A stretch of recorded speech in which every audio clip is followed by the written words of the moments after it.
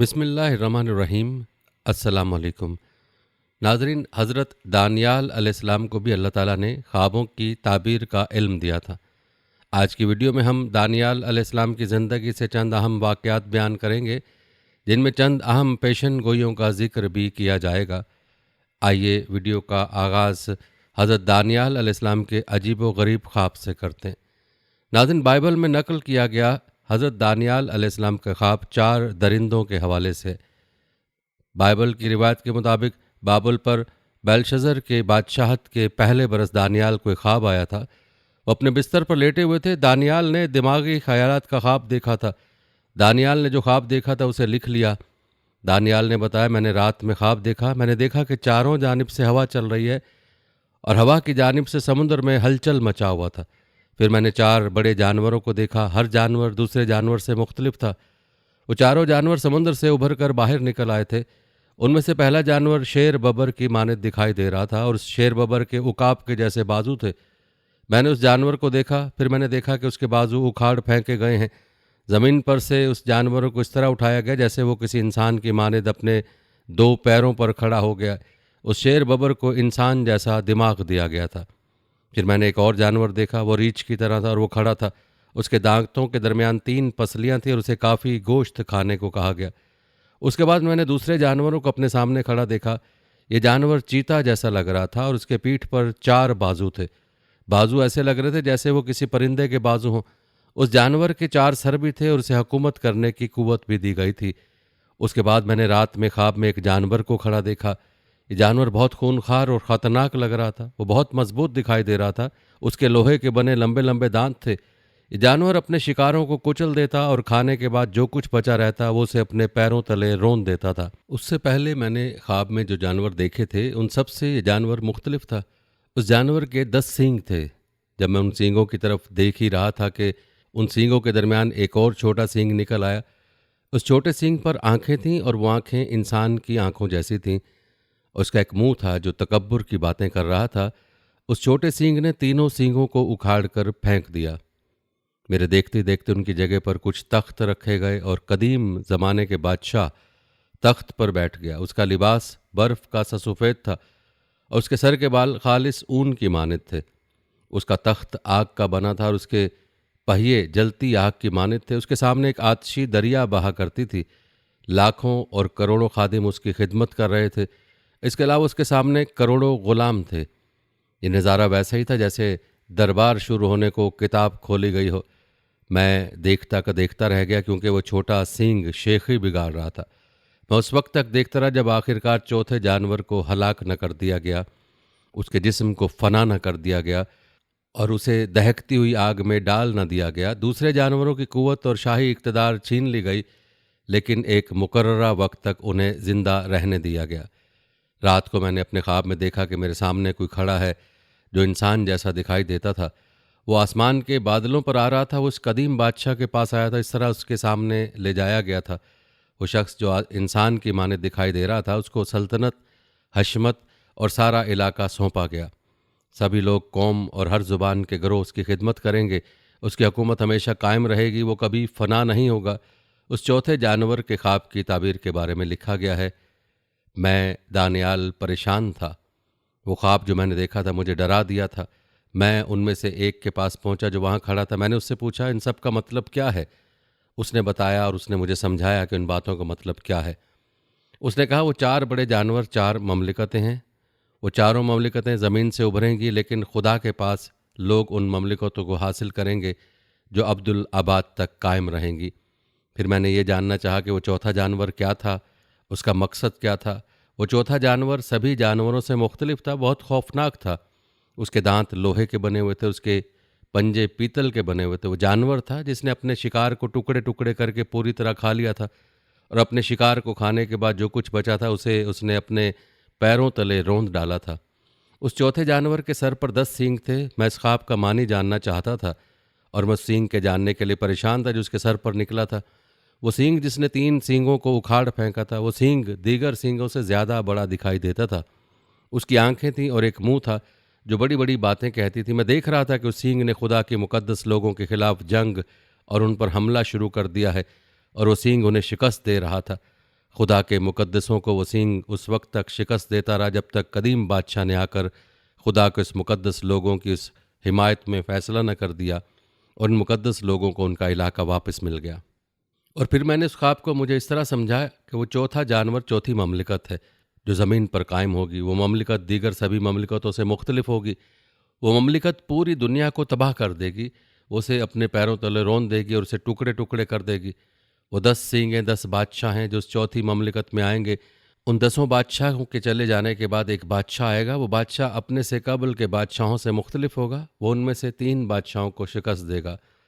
ये खसूसी बादशाह खुदा ताला के ख़िलाफ़ बातें करेगा और वो बादशाह खुदा के मुकद्दसों को नुकसान पहुँचाएगा और उनको हलाक करेगा। वो मुकर्ररा औकात और खुदा के कानून को भी बदलने की कोशिश करेगा। वो लोग उस बादशाह के मातहत में 3.5 साल तक परेशानी झेलेंगे, लेकिन जो होना है उसकी अदालत फ़ैसला करेगी और उस बादशाह से उसकी कुव्वत छीन ली जाएगी। उसकी सल्तनत का मुकम्मल तौर पर ख़ात्मा हो जाएगा। फिर खुदा के मुकद्दस लोग उस ममलिकत पर हुकूमत करेंगे। ज़मीन की सभी ममलिकतों के सभी लोगों पर उनकी हुकूमत होगी। ये हुकूमत अबदल आबाद तक रहेगी और दीगर सभी कौमों के लोग उनका एहतराम करेंगे और उनकी फर्माबरदारी करेंगे। इस तरह इस ख्वाब का ख़ात्मा हुआ। मैं दानियाल बहुत खौफज़दा था। खौफ से मेरा चेहरा जर्द पड़ गया था। मैंने जो बातें देखी थी और सुनी थी, मैंने उनके बारे में दूसरे लोगों को नहीं बताया। नाज़रीन, आपने हज़रत दानियाल का ख्वाब मुलाहज़ा किया जो 4 दरिंदों के हवाले से बाइबल में बयान किया गया है। याद रखें, इस ख्वाब में जो मुख्तलिफ ममलिकतों का बयान है उसकी तफसील आने वाले वाक़यात में बयान होगी और उसमें ईसाइयों और यहूदियों की जानिब से जो तहरीफ़ की जाती है उस पर भी तफसीली बात होगी। लिहाजा वीडियो को स्किप मत कीजिएगा। नाज़रीन, इससे पहले कि आपको दानियाल अलैहिस्सलाम की इब्तदाई ज़िंदगी के बारे में बताएं, आपको उनकी ज़िंदगी का एक और अजीब वाक़या बताते हैं जो बादशाह दारा के दौर से मुतल्लिक है। आपको बताते चले कि बादशाह दारा अक्सोविरस के नाम शख्स का बेटा था। मादियों की नस्ल से था। वो शाह बाबुल बना। उसके दिल में ये ख्याल आया कि कितना अच्छा होता अगर 120 सूबेदारों का इंतखाब होता और वो सारी ममलिकत में हुकूमत करता। तो उसने ऐसा ही किया और उसने 120 सूबेदारों को कंट्रोल करने के लिए बादशाह ने 3 लोगों को वज़ीर मुकर्रर किया। रिवायत के मुताबिक उन तीनों वज़ीरों में से दानियाल एक था। उन तीनों को बादशाह ने इसलिए मुकर्रर किया था कि कोई उसके साथ दगाबाजी ना करे, उसकी हुकूमत को कोई नुकसान भी ना पहुँचे। दानियाल ने दूसरे वज़रा और सूबेदारों से बढ़कर सलूक किया और अपनी आला काबिलियत की वजह से अपने आप को अलग किया। बादशाह दानियाल से इतना ज़्यादा मुतासिर हुआ कि उसने दानियाल को तमाम ममलिकत का हाकिम बनाने का इरादा किया। लेकिन जब दूसरे वज़ीरों सूबेदारों ने इसके बारे में सुना तो वो लोग दानियाल को कसूरवार ठहराने के लिए असबाब ढूंढने लगे कि क्या दानियाल हुकूमत के काम सर अंजाम देने में कुछ गलती कर रहा है। लेकिन वो दानियाल में कोई ख़राबी नहीं ढूंढ पाए। इस तरह वो उस पर कोई गलत काम करने का इल्ज़ाम न लगा सके। दानियाल बहुत ईमानदार और भरोसामंद शख्स था। आखिरकार उन लोगों ने कहा, दानियाल पर कोई बुरे काम करने का इल्ज़ाम लगाने की कोई वजह नहीं ढूंढ पाएंगे, इसलिए हमें शिकायत के लिए कोई ऐसी बात ढूंढनी चाहिए जो उसकी खुदा की शरीयत से ताल्लुक़ रखती हो। इस तरह वो दोनों सूबेदार और वज़ीर साथ मिलकर बादशाह के पास गए। उन्होंने कहा कि बादशाह दारा, आप अबद तक कायम रहें। ममलिकत के तमाम वज़ीरों और हाकिमों और सूबेदारों, मुशीरों और दूसरे सरदारों ने बाहम मशवरा किया है और पाबंदी का हुक्म जारी करने के लिए शाही फरमान लिखने के लिए राज़ी हुए हैं, जिसके मुताबिक अगर कोई तुम्हें छोड़कर किसी और खुदा या आदमी की 30 दिन तक इबादत करता है तो उसे ज़रूर शेरों की मांद में डाल दिया जाए। ए बादशाह, ऐसा कानून बना दो और दस्तावेज़ पर दस्तखत कर दो ताकि वो बिल्कुल बदली ना जा सके। जैसा कि मादियों और फ़ारसियों के कवानीन ना तो मिटाए जा सकते हैं और ना ही तब्दील किए जा सकते हैं। इस तरह बादशाह दारा ने फरमान बनाकर उस पर दस्तखत कर दिए। रिवायत बताती हैं कि दानियाल हमेशा ही हर रोज़ 3 बार खुदा के हुजूर दुआ किया करता था। हर रोज़ 3 बार घुटने टेक कर दुआ करता और उसकी शुक्रगुजारी करता था। दानियाल ने जब उस नए फरमान के बारे में सुना तो अपने घर चला गया। दानियाल अपने मकान की छत के ऊपर अपने कमरे में चला गया। दानियाल उन खिड़कियों के पास गया जो यरूशलेम की जानिब खुलती थी। फिर वो अपने घुटनों के बल झुका और जैसे हमेशा किया करता तो उसने वैसी ही दुआ की। फिर वो लोग गिरोह बनाकर दानियाल के यहाँ जा पहुँचे। वहाँ उन्होंने दानियाल को दुआ करते और खुदा से रहम मांगते पाया। बस फिर क्या था, वो लोग बादशाह के पास जा पहुँचे और उन्होंने बादशाह से उस फरमान के बारे में बात की जो उसने बताया था। उन्होंने कहा, बादशाह दारा, आपने एक फरमान बनाया है जिसके तहत अगले 30 दिनों तक अगर कोई शख्स किसी देवता से या तेरे सिवा किसी और शख्स से दुआ करता है तो है बादशाह उसे शेरों की मांद में फेंक दिया जाएगा। बताइए, क्या आपने इस फरमान पर दस्तखत नहीं किए थे? बादशाह ने जवाब दिया, हाँ, मैंने इस फरमान पर दस्तखत किया था और मादियों और फारसियों के आइन अटल होते हैं, ना तो बदले जा सकते हैं और ना ही मिटाए जा सकते हैं। इस पर उन लोगों ने बादशाह से कहा, दानियाल नाम का वो शख्स आपकी बात पर तवज्जो नहीं दे रहा है। दानियाल अभी भी हर दिन 3 बार अपने खुदा से दुआ करता है। बादशाह ने जब ये सुना तो बहुत रंजीदा हुआ। रिवायत बताती कि बादशाह ने दानियाल को बचाने का फैसला किया। बादशाह दानियाल को बचाने की तदबीर की कोशिश में शाम तक सोचता रहा। तब वो लोग एक गिरोह की शक्ल में बादशाह के पास पहुंचे। उन्होंने बादशाह से कहा, बादशाह याद कर, मादियों और फारसियों की शरीयत के तहत जिस फरमान या हुक्म पर बादशाह दस्तखत कर दे वो ना तो कभी बदला जा सकता है और ना तो कभी मिटाया जा सकता है। इसलिए बादशाह दारा ने हुक्म दिया और वो लोग दानियाल को पकड़ कर लाए और उसे शेरों की मांद में फेंक दिया। बादशाह ने दानियाल से कहा, मुझे उम्मीद है कि तू जिस खुदा की हमेशा इबादत करता है वही तेरी हिफाजत करेगा। रिवायत बताती है कि एक बड़ा सा पत्थर लाया गया और उसे शेरों की मांद के मुंह पर रख दिया गया। फिर बादशाह ने अपनी अंगूठी ली और उस पत्थर पर अपनी मोहर लगा दी। साथ ही उसने अपने हाकिमों की अंगूठियों की मोहरें भी उस पत्थर पर लगा दी। इसका मकसद ये था कि इस पत्थर को कोई भी हटा ना सके और शेरों की उस मांद से कोई दानियाल को बाहर न ला सके। उसके बाद बादशाह दारा अपने महल वापस चला गया। उस रात उसने खाना नहीं खाया। वो नहीं चाहता था कि कोई उसके पास आए और उसका दिल बहलाए। बादशाह सारी रात सो नहीं पाया। अगली सुबह जैसे ही सूरज की रोशनी फैलने लगी, बादशाह दारा जाग पड़ा और शेरों की मांद की जानिब दौड़ा। बादशाह बहुत फिक्रमंद था। बादशाह जब शेरों की मांद के पास गया तो वहाँ उसने दानियाल को पुकारा। बादशाह ने कहा, ए दानियाल, ए जिंदा खुदा के बंदे, क्या तेरा खुदा तुझे शेरों से बचाने में कामयाब हो सका है? तू तो हमेशा ही अपने खुदा की खिदमत करता रहे। दानियाल ने जवाब दिया, ए बादशाह, तू हमेशा जीता रहे। मेरे खुदा ने मुझे बचाने के लिए अपना फरिश्ता भेजा था। उस फरिश्ते ने शेरों के मुंह बंद कर दिए। शेरों ने मुझे कोई नुकसान नहीं पहुंचाया क्योंकि मेरा खुदा जानता है कि मैं बेकसूर हूं और तेरे हजूर भी है बादशाह, मैंने कोई ख़ता नहीं की। रिवायत बताती कि बादशाह दारा बहुत खुश हुआ। बादशाह ने अपने खादिमों को हुक्म दिया कि दानियाल को शेरों की मांद से बाहर खींच लें। जब दानियाल को शेरों की मांद से बाहर लाया गया तो उन्हें इस पर कहीं कोई ज़ख्म नहीं दिखाई दिया। शेरों ने दानियाल को कोई नुकसान नहीं पहुंचाया था क्योंकि दानियाल ने अपने खुदा पर तवक्कुल किया था।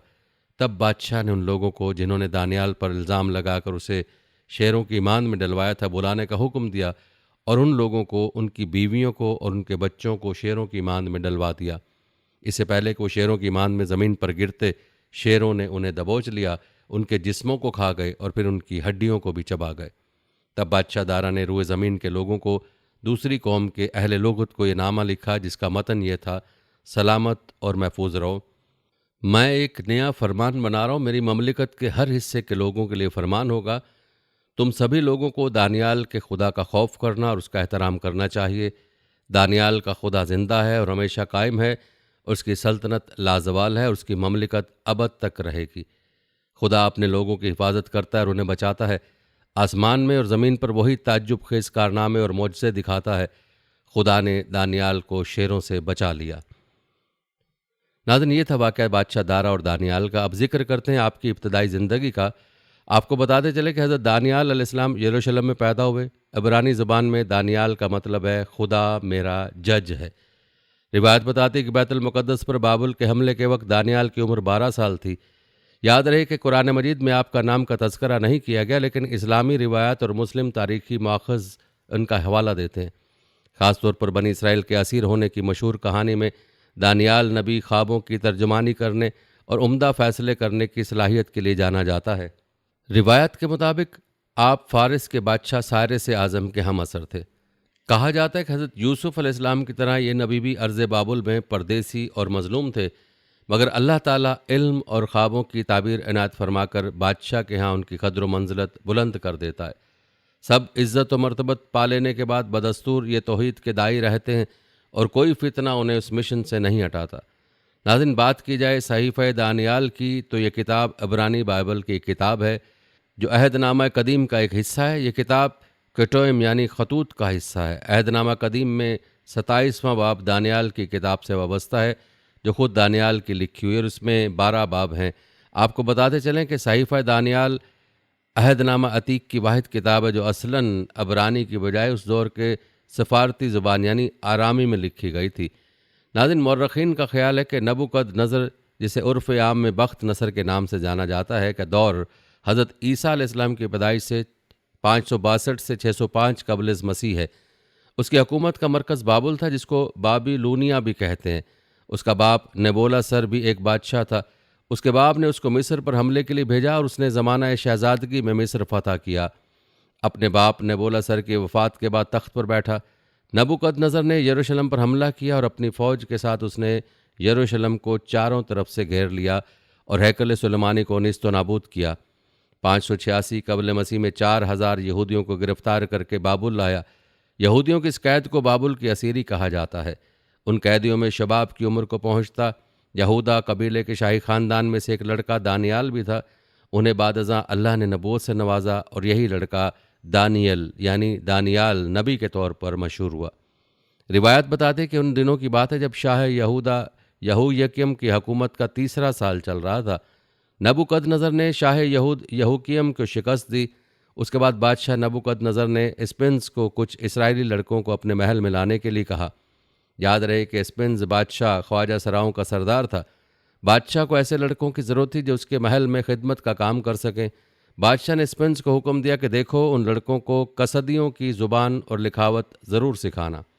बादशाह ने तय किया कि इसराइल के उन जवानों को 3 साल तक तरबियत दी जाए। उसके बाद वो जवान बाबुल के बादशाह के ज़ाती खादिम की तरह खिदमत करें। उन जवानों में दानियाल, हनिया, मीसाइल और अजरिया शामिल थे। जवान यहूदा के ख़ानदानी गरोह से थे। उसके बाद स्पेंस ने यहूदा के उन जवानों का नया नाम रखा।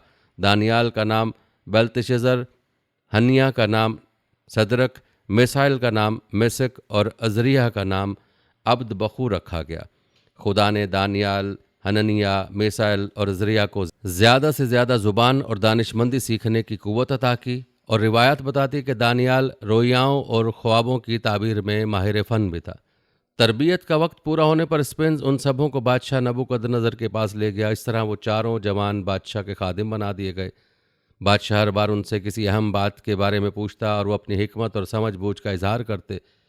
बादशाह ने देखा कि वो चारों उसकी हिकमत के सभी जादूगरों और दानिशमंदों से 10 गुना ज़्यादा बेहतर हैं। रिवायत के मुताबिक खोरस के दौरे हुकूमत के पहले बरस तक दानियाल बादशाह की खिदमत करता रहा। रिवायत बताती कि नबूकदनज़र ने अपनी हुकूमत के दूसरे बरस के दौरान एक ख्वाब देखा। उस ख्वाब ने उसे परेशान कर दिया था और वो अच्छी तरह सो नहीं सका था। तब बादशाह ने हुक्म दिया कि फालगिरों, नजूमियों, जादूगरों और दानिशमंदों को बुलाया जाए और वो बादशाह को उसके ख्वाब की ताबीर बताएं। तब बादशाह ने उन लोगों से कहा कि मैंने ख्वाब देखा है जिससे मैं परेशान हूँ। मैं ये जानना चाहता हूँ कि इस ख्वाब का क्या मतलब है।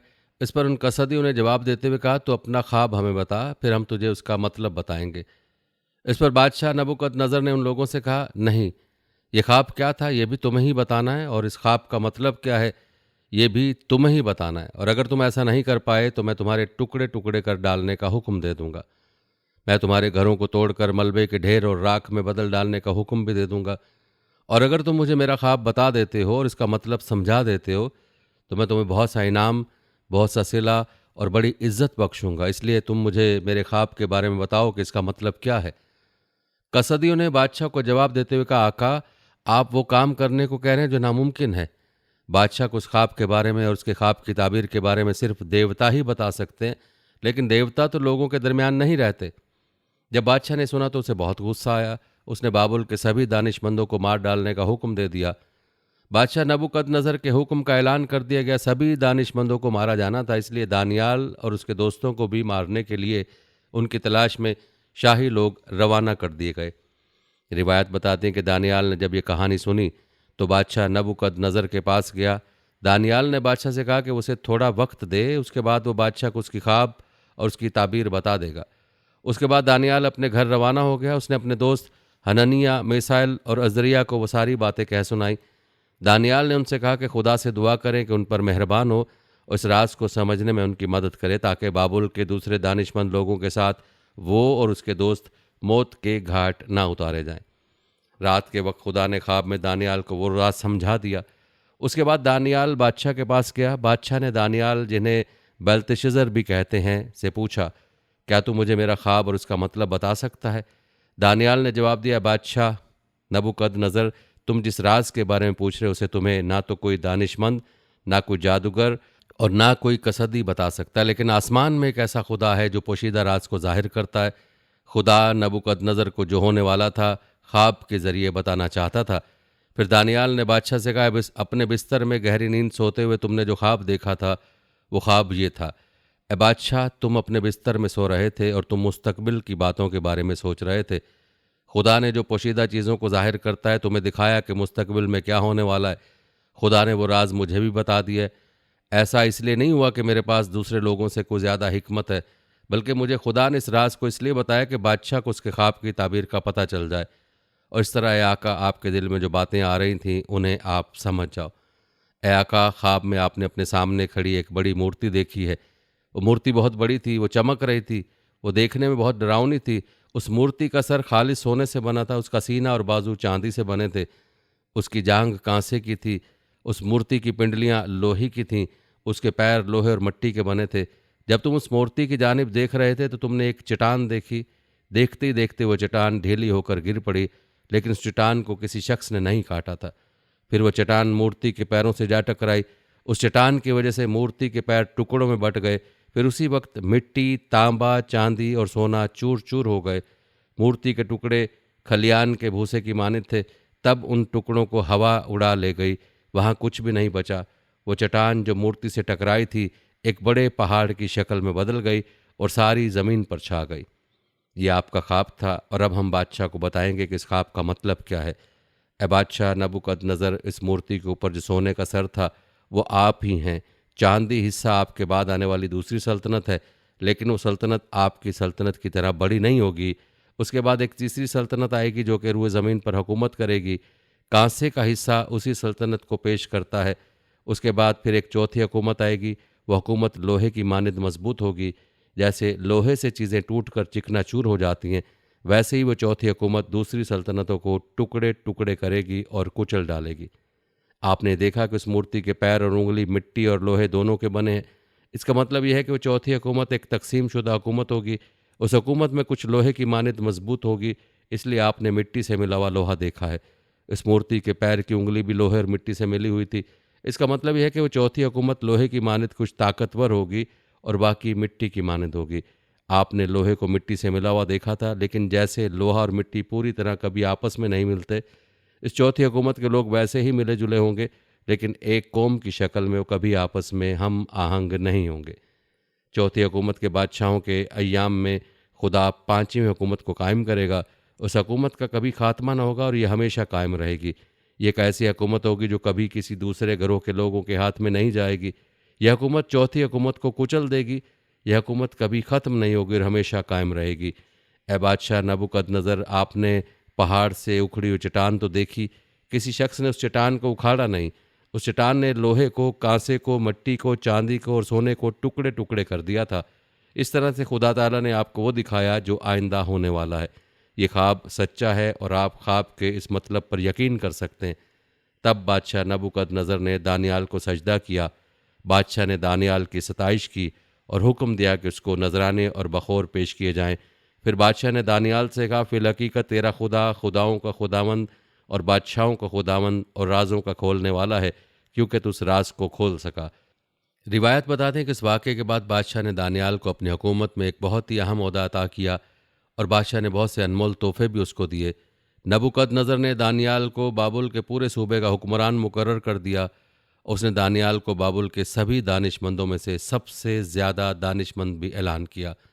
दानियाल ने बादशाह से दरख्वास्त की कि वो सदरक, मेसक और अब्दनजू के बाबुल मुल्क का अहम हाकिम बना दें। इसलिए बादशाह ने वैसा ही किया जैसा दानियाल ने चाहा था।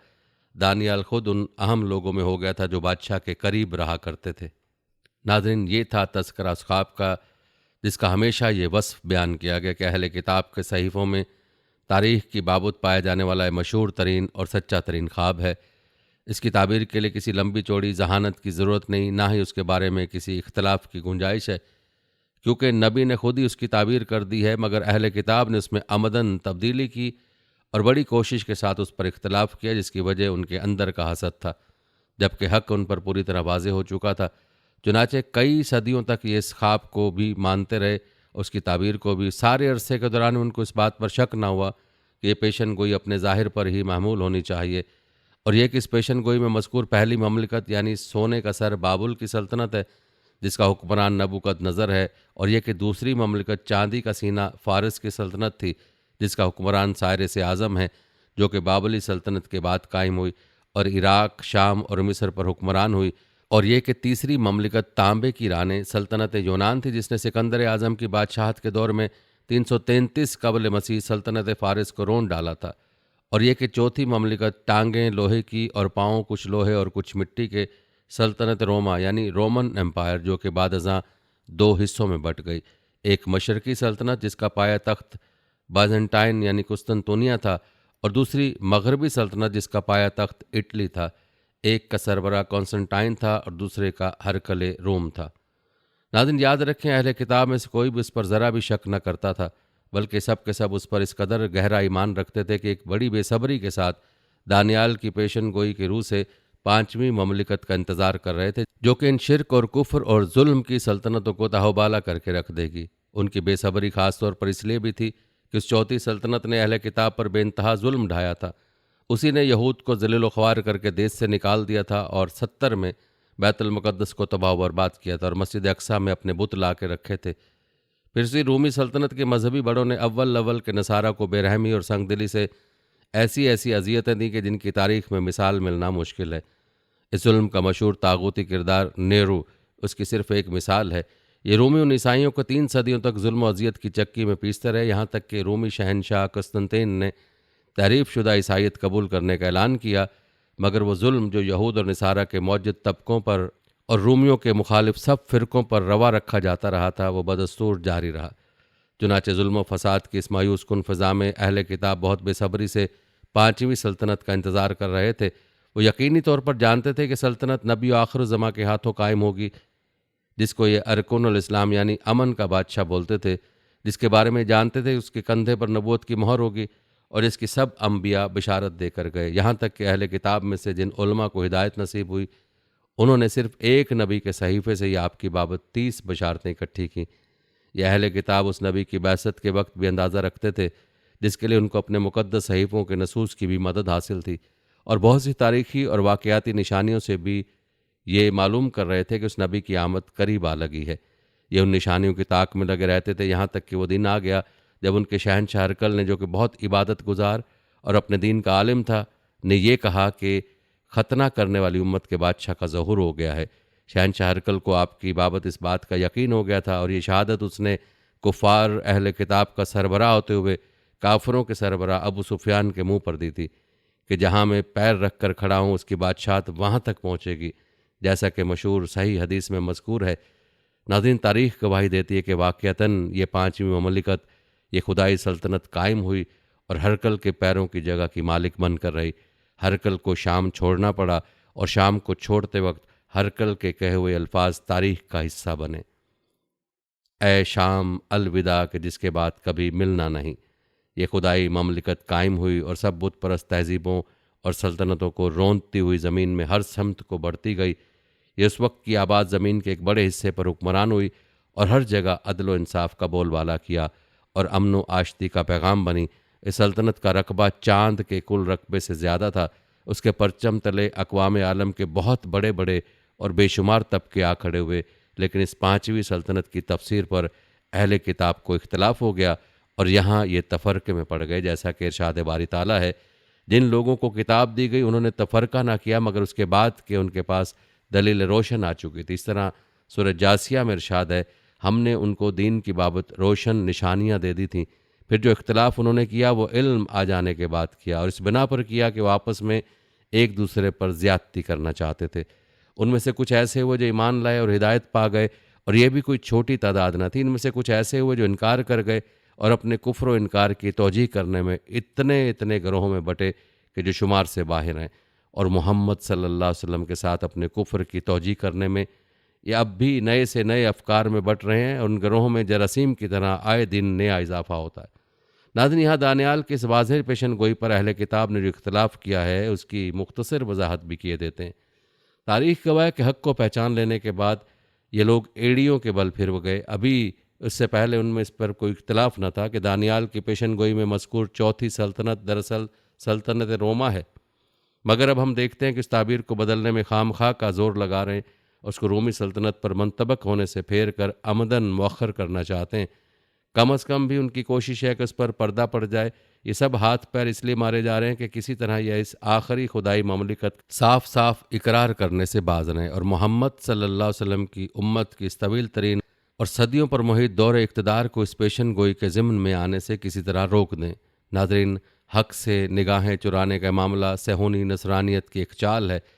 इससे पहले कि हम उनकी तावीलात का जिक्र करें, उनकी सेहत पर बहस करें जो कि ये दानियाल की पेशन गोई की बाबित करते हैं, ये जिक्र कर देना मुनासिब मालूम होता है कि ख्वाब पर मबनी दानियाल की पेशन गोई सल्तनत हाय कुफ्र की बहुत ही ज़बरदस्त और मानी खेज अंदाज में तस्वीर कशी करती है। ये सब की सब सल्तनतें खुदाए वाहिद को छोड़कर अपने तराशे बुतों और मूर्तियों को पूछती रही हैं। चुनाचे पेशन गोई पर मबनी इस ख्वाब में उन सब तहजीबों और सल्तनतों को एक मूरत बताया गया है। कोई उस मूरत का सर है, कोई इसका सीना, कोई इसकी रान, कोई इसकी टांगें और उसके पाँव की उंगलियाँ।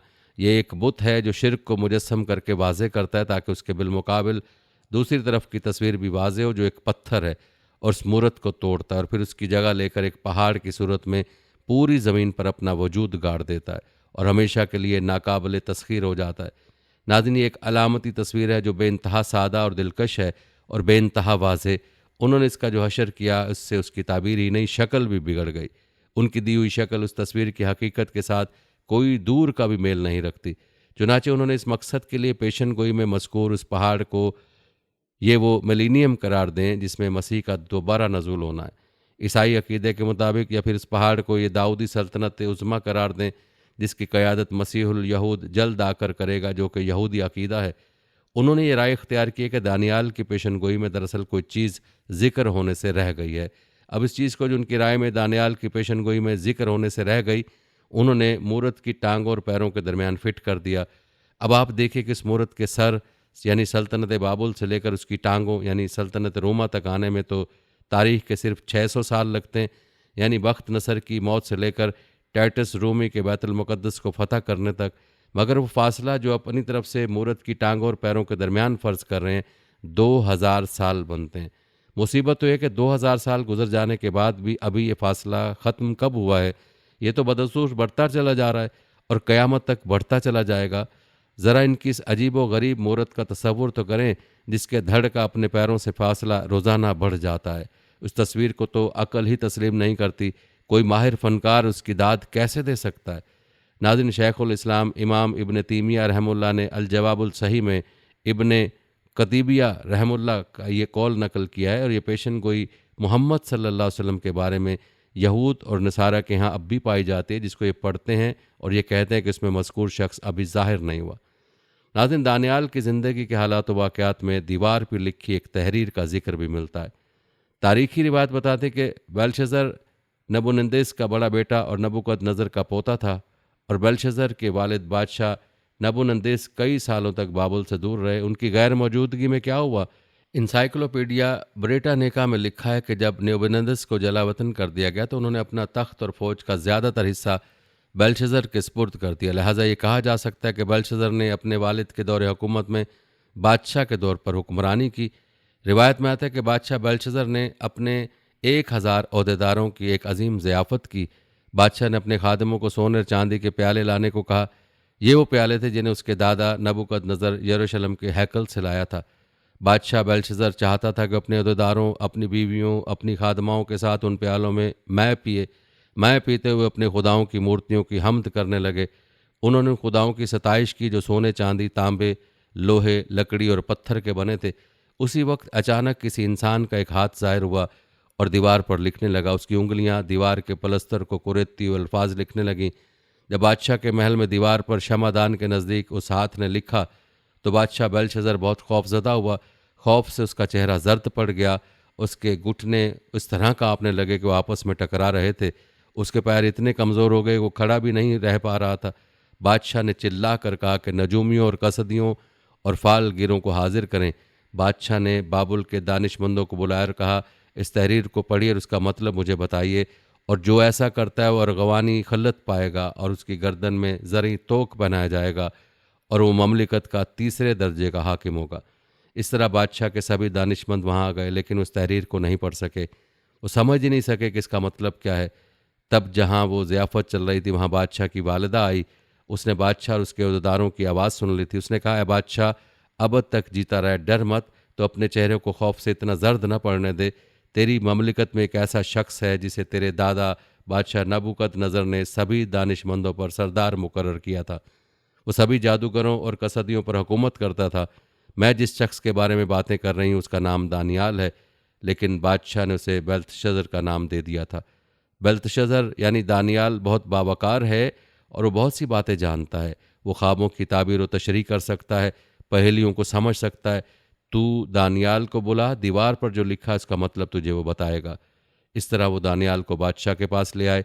बादशाह ने कहा, मैंने तेरे बारे में सुना है कि तू बातों के मतलब की तशरीह करता है और बहुत ही मुश्किल मसलों का जवाब भी ढूंढ सकता है।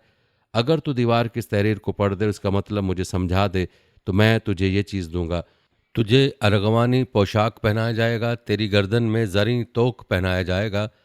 इसके अलावा तू उस ममलिकत का तीसरा सबसे बड़ा हाकिम बन जाएगा। तब दानियाल ने बादशाह को जवाब देते हुए कहा, ए बादशाह बेल्शज़र, आप अपना तोहफा अपने पास रखें या चाहें तो उन्हें किसी और को दे दें। मैं आपके लिए दीवार की तहरीर पढ़ दूंगा और इसका मतलब क्या है ये आपको समझा दूंगा। ए बादशाह, खुदाए ताला ने आपके दादा नबूकदनज़र को एक अजीम ताकतवर बादशाह बनाया था, लेकिन नबूकदनज़र मगरूर हो गया और ज़िद्दी बन गया, इसलिए खुदा ने उससे उसकी कुव्वत छीन ली। उसकी सल्तनत के तख्त से उतार फेंका और उसकी जलाल जाती रही। लेकिन ए बेल्शज़र, आप नबूकदनज़र का पोता होने की वजह से उन चीज़ों से बाखबर थे। आपने अपने आप को खाकसार नहीं बनाया, नहीं, आपने अपने आप को आसमान के खुदावंद के ख़िलाफ़ सरफराज किया। आपने खुदावंद की हैकल के प्यालों को अपने पास यहाँ लाने का हुक्म दिया। आपने अपने ओहदेदार, अपनी बीवियों और अपनी खादमाओं के साथ उन प्यालों में मैं पी, और आपने चांदी, सोने, तांबा, लोहे, लकड़ी और पत्थर के बुतों की हमद की, जो ना तो कुछ सुनते और ना बोलते हैं। आपने खुदा की सताइश न की, जो कि अपने हाथों में आपकी ज़िंदगी रखता है। इसलिए खुदा ने तहरीर लिखने के लिए हाथ को भेजा था। दीवार पर जो अल्फाज लिखे गए थे वो ये हैं, खुदा ने तेरी ममलिकत का हिसाब किया और उसे बर्बाद करने का इरादा कर लिया है। यानी तू तराजू में तोला गया और कम साबित हुआ। यानी तेरी ममलिकत दो हिस्से में बटेगी और उसे मादी और फारसियों के कब्ज़े में दे दिया जाएगा। फिर उसके बाद बेल्शज़र ने हुक्म दिया कि दानियाल को अरगवानी खिल्लत से सजाया जाए और जरी तोक उसके गले में डाला जाए, और मनादी कर दी गई कि वो ममलिकत में तीसरे दर्जे का हाकिम हुआ। उसी रात बाबुल के बादशाह बेल्शज़र का कत्ल कर दिया गया। एक शख्स जिसका नाम दारा था, जो मादी से था और जिसकी उम्र तकरीबन 62 बरस की थी, ममलिकत पर काबिज हुआ। नाज़रीन, ये था तस्करा दीवार पर लिखी गई तहरीर का। आप तस्करा करते हैं साइरस आज़म के बाबुल पर हमला करने का। नाज़रीन, आपको बताते चलें कि कोरिश आज़म, जो साइरस आज़म के नाम से भी जाना जाता है, कदीम ईरान का एक अजीम बादशाह था। उसने ईरान में हखामंशी सल्तनत की बुनियाद रखी। उसकी क़यादत में ईरान ने जनूब मगरबी एशिया, वस्ती एशिया, यूरोप के कुछ इलाके और कोकाफ फतह किया। मगरिब में बहिरा रूम और दरे दानियाल से लेकर मशरिक में हिंदुकश तक का इलाका फतह करके साइरस ने उस वक्त तक की तारीख की अजीम तरीन सल्तनत कायम की। रिवायत में आता है कि बाशिंदगान बाबुल ने साइरस यानी कोरिश से दरख्वास्त की कि उन्हें बेल्शज़र के मजालिम से निजात दिलाए, क्योंकि नैनवा की तबाही ने एक नई बाबुली शहनशाही की बुनियाद उस्तवार कर दी थी और बख्त नसर की काहिराना फतूहात ने तमाम मगरबी एशिया को मुसख्खर कर लिया था। उसके मरने के बाद कोई ऐसा शख्स नहीं था जो उसकी जंगजुहाना कुव्वतों का जानशीन होता। बाबुल के माबदों मंदिरों के पुजारियों, जो उस वक्त सबसे ज़्यादा पुर असर लोग थे, उन्होंने बख्त नसर के बेटे नबूनंदीस को तख्तनशी किया था। नबूनंदीस ने हुकूमत का तमाम काम अपने बड़े बेटे बेल्शज़र के हाथ सौंप दिए, जो जुल्म और अय्याशी का मुजस्समा था। रिवायत बताते हैं कि बाबुल उस ज़माने में नाकाबिल तस्खीर था। 540 कबल मसीह में कोरिश यानी साइरस ने एलाम और उसका दारुल हुकूमत सोसा फतह कर लिया था। बाद 539 कबल मसीह में कोरिश ने बाबुल के शुमाल में मारका और बिस लड़ा, और इसी दौरान कोरिश ने बाशिंदगान बाबुल की फरियाद पर लब्बैक कहा और दुआबा का तमाम इलाका फतह करता हुआ शहर के सामने नमूदार हो गया। बाशिंदगान शहर कोरिश के लिए चश्मे बरा थे और हर तरह का साथ दिया। खुद बाबुल की हुकूमत का गवर्नर गोब्रेविट कोरिश की फ़ौज के साथ था, इसलिए उस दफ़ा बाबुल की फ़ौज से सुपर बग़ैर जंग के छीन लिया।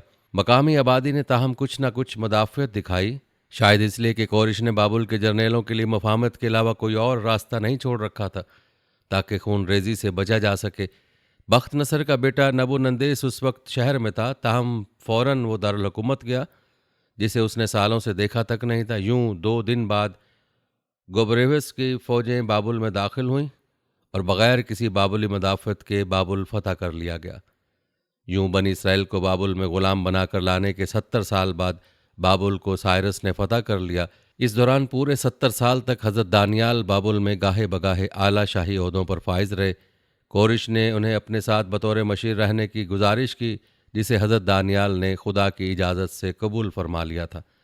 एक मौरिख ने बयान किया कि यह कारनामा इसलिए मुमकिन हुआ कि फ़ारसियों ने इस मार्के से कबल एक नहर जिसे बाबुल की मलका नेटोक्रेट ने खुदवाया था ताकि मदीन के हमलों से बचा जा सके, इसमें कोरिश की फ़ौजों ने फ़रात का पानी मोड़ दिया था और यूं फ़रात का पानी दरमियानी कद के आदमी की रान की ऊंचाई जितना रह गया था, जिसकी वजह से हमलावर फ़ौजें बासानी रात में शहर की फसील तक पहुंचने में कामयाब हो गईं और कबल इसके कि खुद कोरिश शहर में पहुंचता शहर फतह हो चुका था।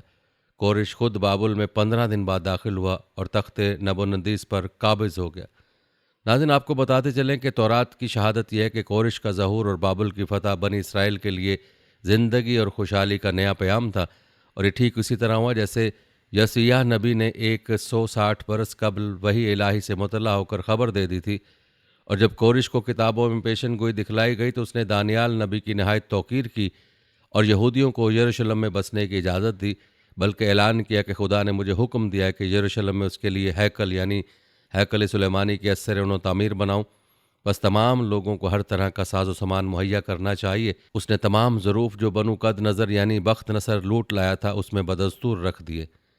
नाज़रीन, कोरिश का दूसरा बड़ा कारनामा मजहबी रवादारी है। रिवायत बताती हैं कि फ़तेह बाबुल के बाद उसने इसराइलियों को फ़लस्तीन जाने की इजाज़त दे दी और बैतुल मुक़द्दस की तामीर सानी का हुक्म सादिर किया और इस सिलसिले में हर तरह की मदद दी। नीज़ वो तमाम तलाई और नकरई ज़रूफ़ जो मजहबी तौर पर मुक़द्दस समझे जाते थे इसराइलियों के हवाले कर दिए। मेदिया यानी मदीन के कदीम लोगों और ईरानियों को मुत्तहिद किया और अखमीनिया ख़ानदान की बुनियाद रखी और दरियाए सिंध से लेकर बहिरा रूम तक फैली हुई वसी सल्तनत पर हुक्मरानी की। तमाम मज़ाहिब के एहतराम और जबरी मुशक्क़त की मुखालफत पर आज उसे इंसानी हकूक़ का पहलकार करार दिया जाता है। ये उसके कारनामे हैं जिनकी बदौलत इसको निजात दहिंदा और कौम कबाब का खिताब दिया गया। इस तारीख़ में उसको आज़म के लक़ब से भी याद किया जाता है। रिवायत बता दें कि कोरिश आज़म ने पासारगात को अपना दारुल हुकूमत करार दिया और वहाँ एक महल तामीर किया। हज़रत दानियाल साइरस के साथ ईरान आए और साइरस ने उन्हें आला एजाज़ से नवाजा, यहाँ तक कि उन्हें साइरस के दरबार में एक आला मकाम यानी वज़ीर व मुशीर का ओहदा दिया गया। किताबों में कहा गया कि वह साइरस के ज़माने में साइरस का दूसरा वज़ीर बन गया था। ये 3 वज़ीर थे जो बादशाह से मुतल्लिक थे। उन तीनों में से एक दानियाल था। उन तीनों में से दानियाल बादशाह के साथ बराह रास्त राब्ते में था और ये सिलसिला उस वक्त तक जारी रहा जब तक कि साइरस ने अलविदा नहीं कहा। रिवायत के मुताबिक साइरस की मौत अचानक वाक़ हुई।